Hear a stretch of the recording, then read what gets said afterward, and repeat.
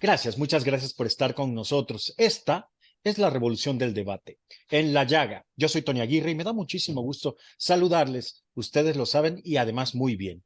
Tienen que compartir esta información, tienen que enviarnos estrellas, tienen que comentarla, tienen que hacer todo para que este canal exista, subsista y para que les siga ofreciendo de manera pues crítica y plural información libre. Hoy vamos a hablar de un tema muy importante porque se celebran, pues no se celebran, se conmemoran 29 años de que falleciera Luis Donaldo Colosio a manos pues de la infamia, a manos de la corrupción, a manos de enemigos de México, sin lugar a dudas. Para ello, voy a hablar con un político importante que se encuentra en Tijuana, en Baja California. Yo estuve en Tijuana y algo de lo que me traje de allá es la amistad de Jaime Martínez Veloz. Jaime, gracias por estar con nosotros. Muy buenas tardes. Igualmente, para mí es un honor estar contigo. Muchas gracias. Jaime, han pasado 29 años, 29 largos años desde que pereciera Luis Donaldo Colosio.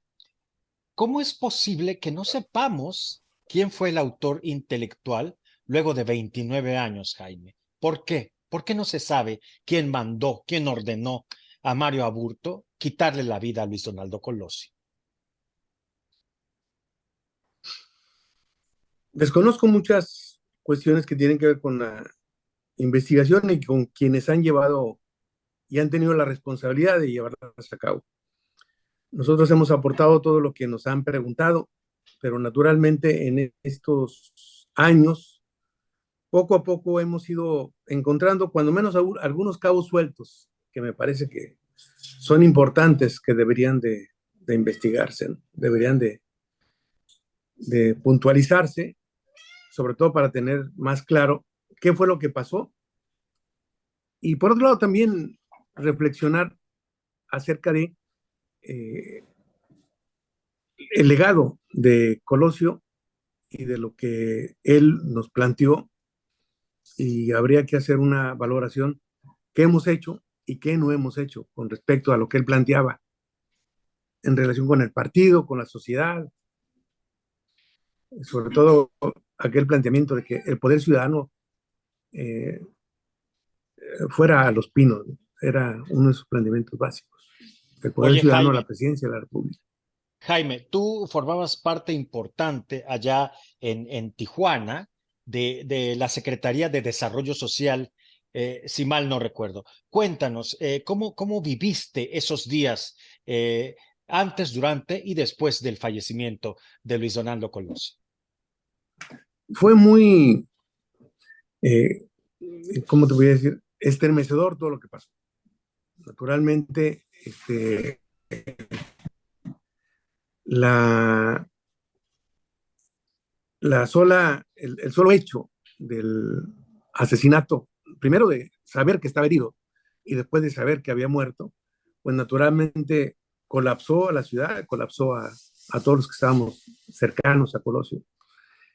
Y sobre todo el proyecto político que se planteaba y que se había construido junto con él para lograr transformar el país. Fue estrujante, fue estremecedor y he visto cómo mucha gente ha tratado de utilizar políticamente, coyunturalmente el tema, cuando, bueno, poco a poco he ido construyendo o articulando alguna información que me ha tocado saber, que me parece que es importante que se vaya eh, de alguna manera incorporando a la investigación Oye, Jaime, para eh, lograr saber qué es lo que está detrás de eso, ¿no? claro, claro.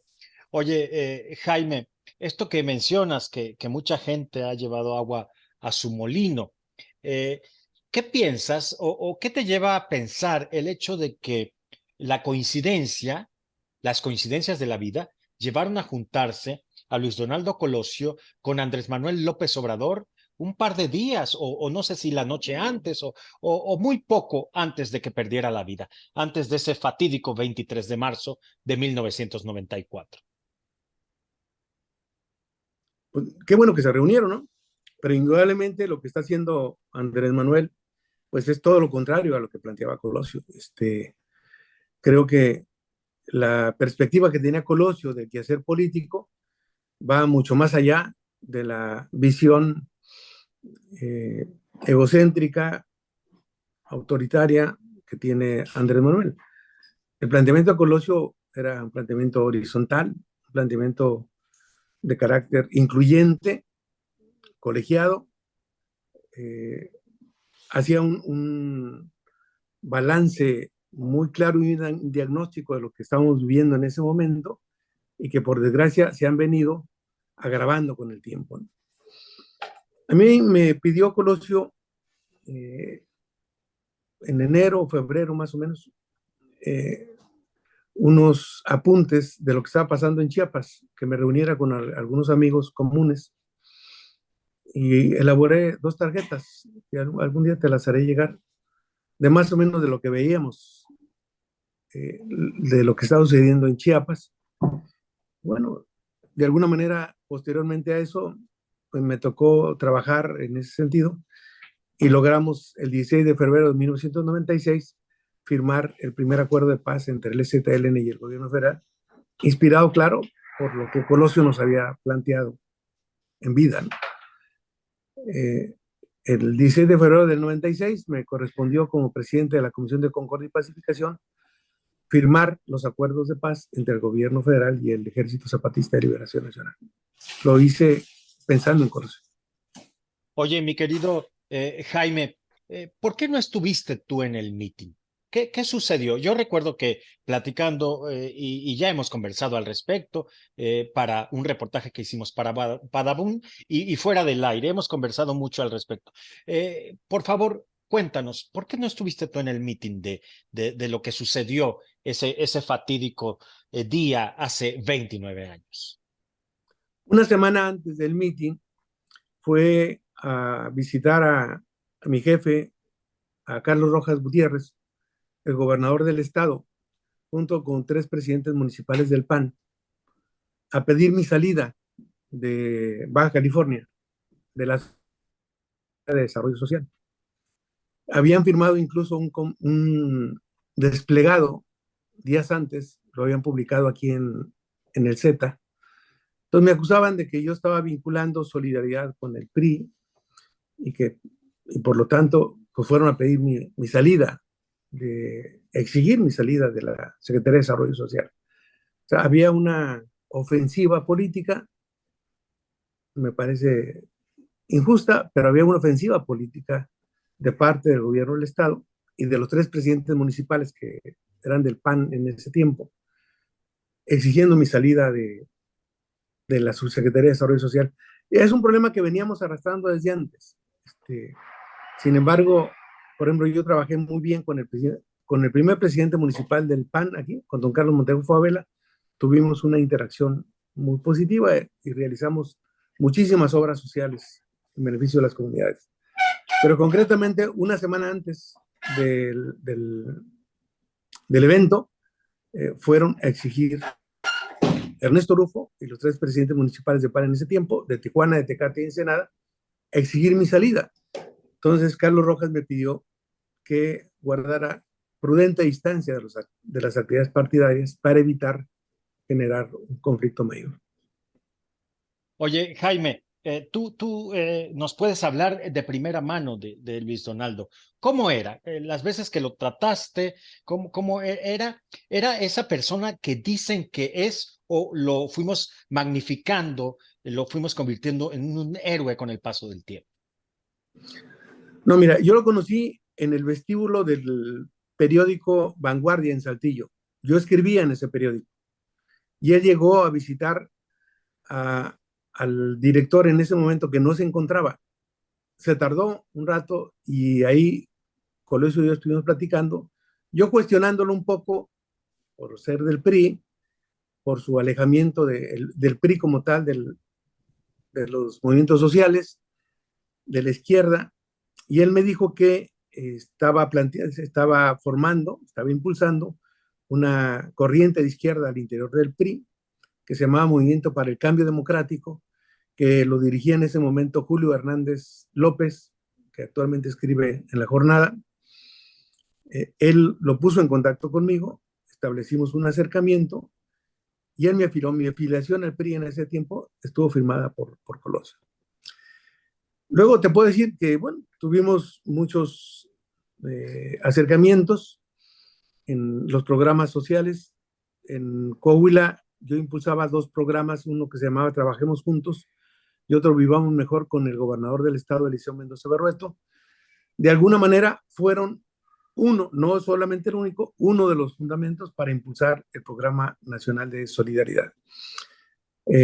Juntos nos tocó trabajar en La Laguna.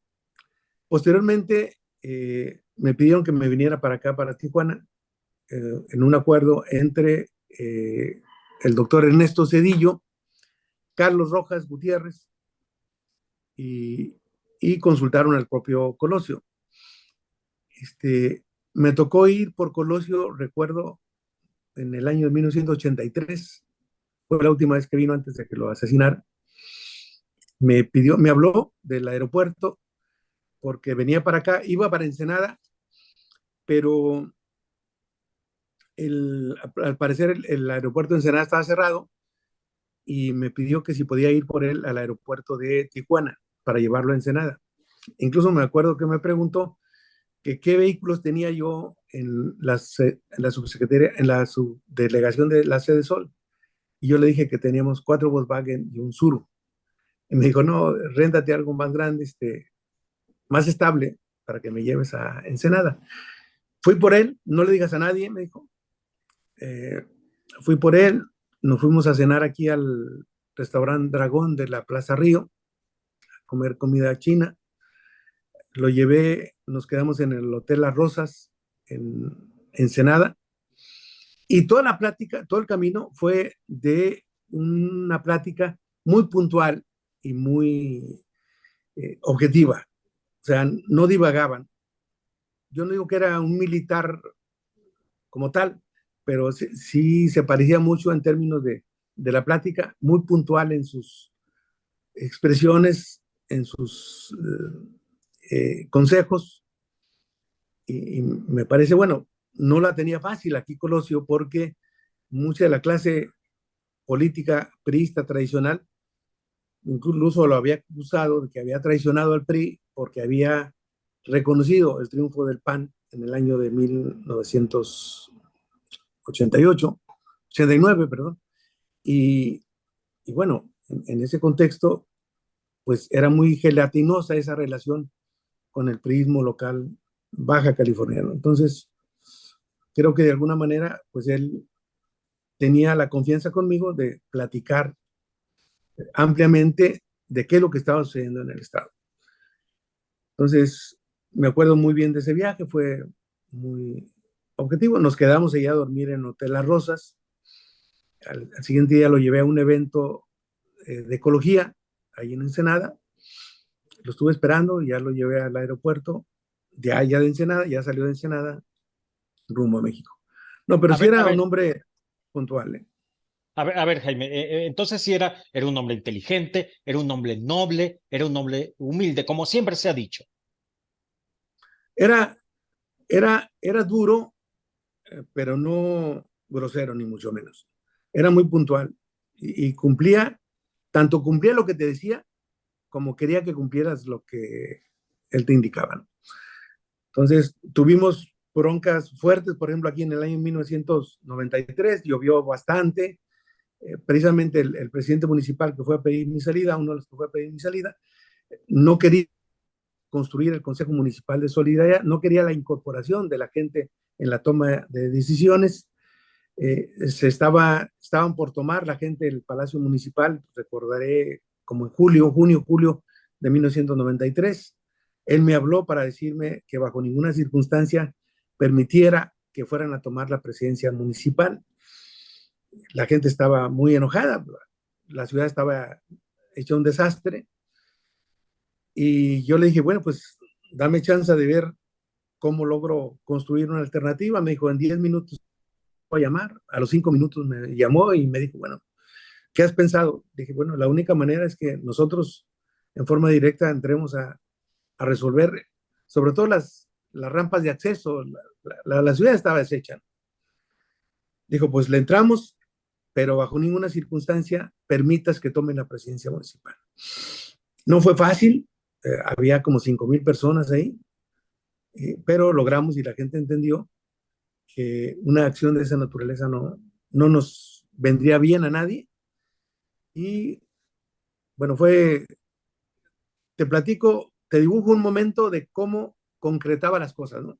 Dijo, mañana empezamos, mañana te mando los primeros recursos para comprar concreto y maquinaria y empiezan a construir.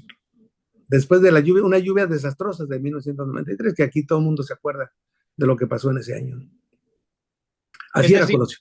ok, un hombre asertivo, un hombre directo, un hombre fuerte, un hombre capaz. Muy bien, como se nos ha dicho a lo largo de la historia, pero agradezco que alguien que lo conoció de primera mano como tú nos platiques. Oye, mi querido Jaime, pues para nadie es un secreto que el villano favorito de México, que no es López Obrador, Carlos Salinas de Gortari, ha sido señalado como pues el principal sospechoso, vamos a decir, o el villano favorito o quien ordenó ultimar a Colosio. Es lo que ha dicho la mitología, se ha entretejido esta historia. ¿Qué opinas al respecto? ¿Fue realmente Carlos Salinas quien quiso deshacerse de Luis Donaldo Colosio? Yo no me debería llegar a eso sin hacer una investigación profunda. Y hay algunos elementos que a mí me parece que están muy, si no en el olvido, muy disueltos en la investigación. Por ejemplo, el papel de Adrián Carrera Fuentes, que era el jefe de la Dirección Federal de Seguridad, que incluso luego fue hecho preso porque cuando asesinan a Ruiz Macié, él golpea a los detenidos con el propósito de que no nombren a Raúl Salinas. Esa fue oficialmente la, la justificación que se dio porque lo apresta el gobierno de Cedillo. Después él aparece como testigo en un juicio que le hacen a dos generales, al general Hermosillo y a Costa Chaparro. Y a él, como testigo, acerca de que estos dos generales habían buscado la relación con uno de los capos que dominaban en aquel tiempo. Entonces, por un lado, él era el director federal de seguridad cuando mataron a Colosio. Él había pertenecido a la Brigada Blanca, por ejemplo. Entonces, ese papel se me hace muy necesario de investigar y profundizar. ¿Cuál es el papel que él jugó? Porque incluso en el juicio que le hacen a Costa Chaparro y Hermosillo, él declara públicamente, tú puedes revisar ahí con quién estaba conectado, los recursos a los que tenía acceso, los vínculos que tenía con gente del crimen organizado, lo que le habían dado en efectivo, en materia. Entonces, sí me parece que es un elemento importante. Cosas que han permanecido, por ejemplo, un dato que te voy a decir, que no ha sido público, a mí me lo dijeron hace 2 meses, el que era el director del diario, un agente del CISEN, que Jesús Antonio Sánchez Ortega, yo no lo quiero inculpar absolutamente nada, pero que aparece cercano al el día del asesinato, agente del CISEN, y resulta que traía una credencial de reportero del periódico que en ese momento era propiedad de Jaime Bonilla. Eh, Esto no aparece como tal, pero me lo dijo el director de ese periódico que lo habían mandado citar y que un actual ex senador y actual diputado local Marco Antonio Blázquez, incluso se da cuenta de que esta persona andaba ahí con una credencial del diario que dirigía en ese momento Jaime Bonilla, o que era propiedad de Jaime Bonilla. Otro elemento, te quiero decir también, hace como antes de la pandemia, meses antes, perdón, semanas antes, había un comandante de la Judicial del Estado, José Encinas Filatov, que me anduvo buscando, yo no lo conocía, él trabajó en los gobiernos del PAN, pero me andaba buscando, y él ya murió, parece que murió de COVID, pero me andaba buscando, ya estaba grande, para decirme que el fiscal de aquel tiempo, el procurador de aquel tiempo, del gobierno de Rufo, le había pedido que saliera al estacionamiento de la Procuraduría del Estado en Mexicali, porque algunas personas cercanas a los Arellano Félix le querían entregar unas grabaciones que habían ellos grabado, unas grabaciones, perdón, que habían interceptado de gente contraria a ellos, donde se decía que iban a, o que pretendían impulsar un atentado, no contra Colosio, sino contra alguien, contra un funcionario, y él fue a mi casa a desayunar, recuerdo hace como antes de la pandemia, y me dijo que el procurador le pidió que saliera, dice que él salió con un temor de la fregada, él salió, lo subieron a una camioneta, le enseñaron esas grabaciones para que las escuchara, y él se las entregó al procurador y le pidieron que se las entregara al gobernador. Concretamente, eso me dijo el comandante José Encinas Filatov. Yo no he visto esas grabaciones en la investigación. Tampoco esto que te digo de que esa gente del sistema traía que incluso lo identifican con una que traía en una de sus manos pólvora, o sea, le hacen la prueba de radionato y sale positivo. Bueno, pues esa persona traía una credencial de reportero del periódico que era propiedad de Jaime Bonilla en este tiempo. Yo no digo que sean responsables, ni mucho menos, pero son elementos que están sueltos y que se deberían de investigar. Jaime, yo quiero agradecerte muchísimo esta conversación. Ya tenemos muy poco tiempo y tengo dos cuestionamientos. Rápidamente, por favor. El primero, ¿vamos a saber algún día quién le quitó la vida o quién mandó quitarle la vida a Luis Donaldo Colosio, o no lo sabremos nunca? A ver, yo creo que la apuesta de la República debe ser esa. Yo creo que bajo ninguna circunstancia podemos justificar el voltear la cara. Yo esto que te estoy diciendo, te lo estoy diciendo plenamente consciente de lo que eso significa. O sea, y cuando me llamaron a declarar 3 ocasiones, yo di la información que tenía a la mano. Había muchas cosas que se presumían o que se decían con tal de inculpar a alguien, ¿no? Pero yo entregué toda la información que se tenía a mi alcance.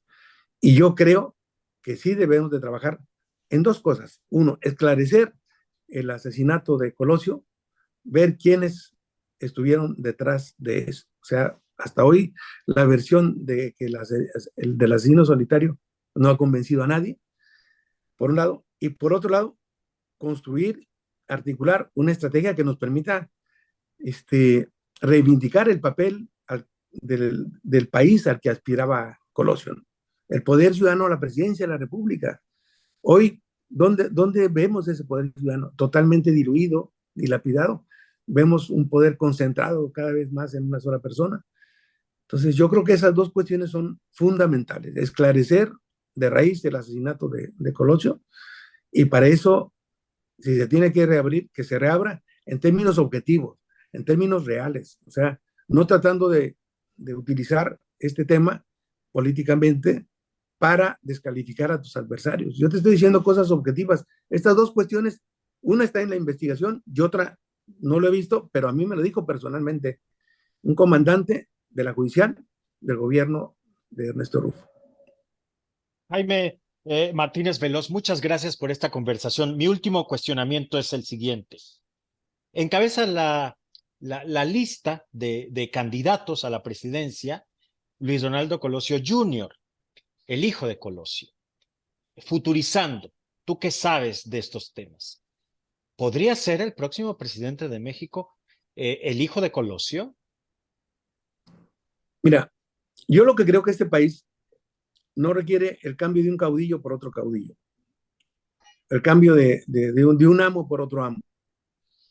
Estoy convencido de que se requiere el cambio de una presidencia y de un régimen autoritario por una institución democratizada, colegiada, construida. Y dentro de eso, naturalmente, la figura de Colosio Riojas puede jugar un papel fundamental. Lo querrá jugar, no lo sé, pero indudablemente es un personaje que tiene mucho que aportar en este país.